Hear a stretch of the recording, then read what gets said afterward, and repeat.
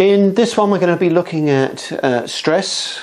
Also, although it may not be relevant to you, but it may be as a manager in observing how other people respond to stress. A little bit of input about the persistent stress syndrome and how we can help ourselves and others to kick out of that. And also to be thinking about other mental tricks, one in particular, that can assist us to move out of preoccupied mindsets, busy heads, to quieter, more focused, more productive mindsets, both for ourselves, but in order to try and coach, develop, facilitate other people to get to that same place also. So let's recap on stress. If you remember, we were talking about that cycle of think, decide and action that goes on and on and on. Think, decide, action, the rapid, decision-making process. Great stuff, firefighting, but of course it can be pretty destructive, and it prevents us from doing the strategic thinking about ourselves, our own development, about our colleagues and the development of the people who work for us, and thinking about strategically where our people are going, how they're going to develop and fit in, and also about where we are going as an organisation and as a team.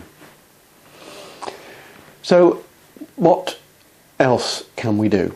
Now, one of the things that is quite common, and it's very common in the Western culture, is for people, and I'm thinking more of Europe actually than America, is that people will manage, they will get things done, they will do their firefighting without a pause. There's this constant TDA, think, decision, act process going on a lot with the firefighting, and there's one thing that's missing.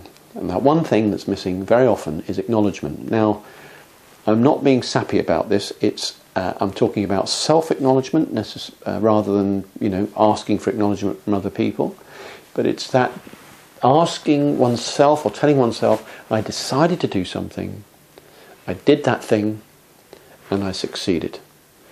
Not for everything, but just as occasionally from time to time, just to touch in and do that bit which is about decide, act, but then acknowledge.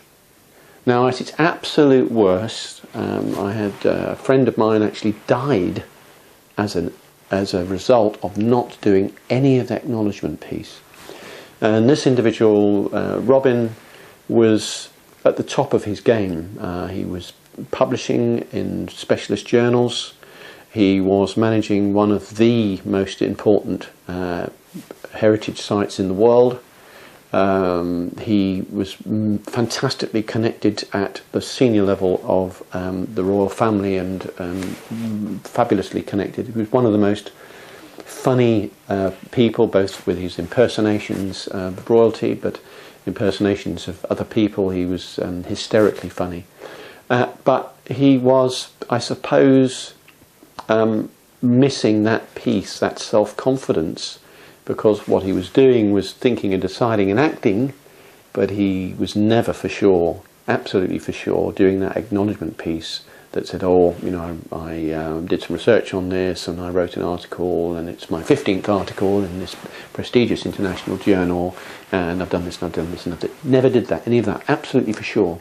So that acknowledgement piece is very, very critical in pausing only for a second, not going overboard about it and necessarily telling other people about it, but just a little bit of self-acknowledgement, just to pause. The point of that is self-confidence and self-esteem, and also to create a psychological mindset and environment for achieving more, for doing more, but doing it sustainably. So doing it without burning out. Burning out's no good to anyone. It's short-term success, it's mid-term, it's long-term disaster. No good. So we need to sustainable performance, and this is one thing that we can do, is to just regularly do these little acknowledgements until it becomes a habit. Just to, from time to time, just to acknowledge how we succeeded, that we made decisions that worked, not necessarily the right ones or the best ones, but they worked. We acted upon them, and we succeeded. Whilst we're in the area of thinking that develops into stress, I'd like to introduce you to the persistent stress syndrome.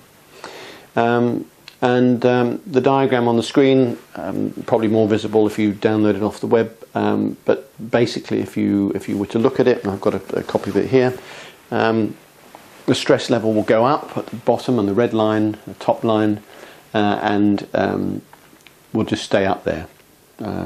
A lot of physiological reasons for that. While it stays up there, it can stay up there for a whole day. Not good, often sustained by caffeine and things like that too. In a normal working day, stress is right. We need a bit of stress to be awake, not fall asleep, not get bored. So there will be an oscillating level of stress, which is fairly crudely marked out by the line B for someone who may see peak levels of stress every now and again.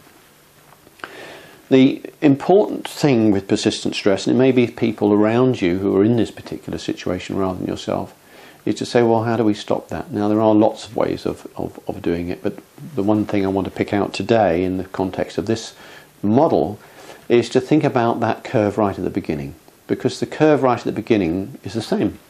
It's a rise of stress, but what is happening during that rise of stress? What are we noticing? So this sort of fits in with the emotional intelligence model. How much we are aware of ourselves and what is happening to us physiologically and emotionally and psychologically during this process of being stressed. Big problem about stress is normally it's either a lot of internal talk going on, or our focus is out on something which is wrong and needs fixing. In either case, there's internal processing going on at a high rate with no obvious, comfortable solution, and hence the increase in stress. Now, the thing about this is if we know what the first few elements of that process are, we might be able to find something that we can raise our awareness to. It might be stopping breathing, it might be getting tension in the neck, it might be that things tend to go darker and we tend to look down. It might be pain and tension in the jaw or gritting the teeth. It could be clenching the fists. Whatever it happens to be, one thing that we notice early on in that process, we have the possibility of breaking the cycle, the pattern of response to that particular stress pattern. But we have to get in early. So that's where the awareness links in with the emotional intelligence in that self-awareness box, that top left-hand box we spoke of earlier. And it's getting to find one of those things that we can get our awareness to. Think about that. Think about the times that we've got stressed.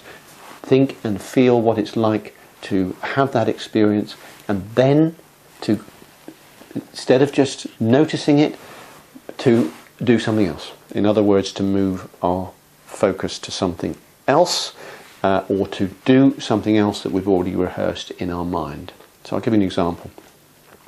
You're getting stressed and you have tension and you notice that you don't breathe. So first thing you might think about, and breath is important for goodness sake, so how about a breath? So a nice deep breath. Also, it might be useful to move. It might be useful to tell oneself that, okay, there is a less stress, there is a better, more reasoned place where I can be successful, which might be just over here.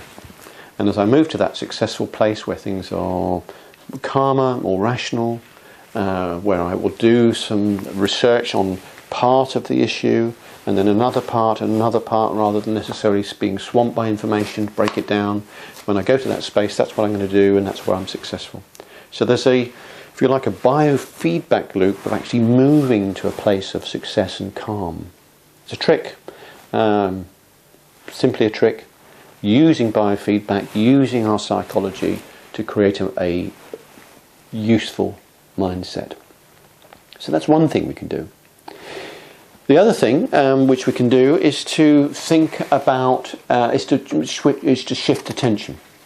So it depends where the stress is coming from and whether that's the right thing for us to do at the time. But in some situations, we can shift our attention. And in this figure, you can see two eyes. On the left, those little words on the left around the pupil are stuff. In other words, issues, stuff that's boiling in our heads. I'm concerned about this and concerned about that. My computer doesn't work properly. My telephone isn't working properly. My boss is always, overseas. I haven't had a one-to-one without other people present for 8 months. Very regular stuff in big organisations going on. Stuff. And on the right-hand side, what we notice is if we focus on a particular thing where we can impact, where we can use our skills and experience to make a difference, if we focus on that thing, all of the stuff disappears. Now, there are very good hardwired reasons why that happens. It's simply the physiology of our human brain that we tend to be able to focus on one thing at a time. Now, it's not just men, it's the same for everybody. Even when we think we are multitasking, in fact, what our brain is doing is rastering. It's called rastering. It's got nothing to do with the Caribbean. It's to do with moving from one thing to another in an ordered way. It's basically scanning. So it's like rastering is scanning. It's a scan from one thing to the next, to the next, to the next, to the next. So if you're a fighter pilot for the RAF, you'll be doing a massive amount of this, tremendous amount of active detail. They have to be very bright, very quick thinking, but you're not looking at everything at once. It's rastering, it's scanning from one thing to another, checking like that. So our minds are hardwired to do one conscious thing well. And if you don't believe that, just think how difficult it is to, do one thing with one hand and one thing with another and then switch over and do that. It takes a lot of focus and energy and trial and error to get that right. Quite difficult to do two things at once.